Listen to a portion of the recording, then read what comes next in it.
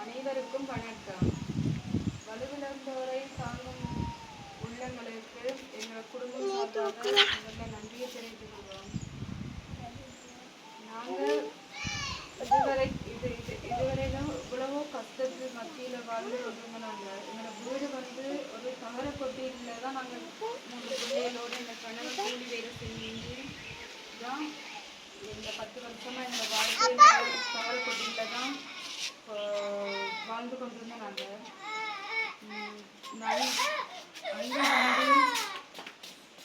எங்களோட வறுமையை பார்த்துட்டு எங்கள் வீடையும் பார்த்துட்டு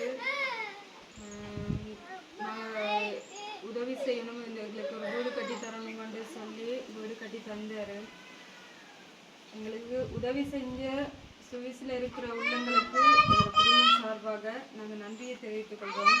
இது சரதாக்கா ஈசனியாக்கள் முன்னின்று இந்த உதவியை எங்களுக்கு பெற்று தந்ததற்காண்டி அவங்களுக்கு நன்றியை தெரிவித்துக் கொள்கிறோம். எங்களோட குடும்பம் சார்பாக நன்றி.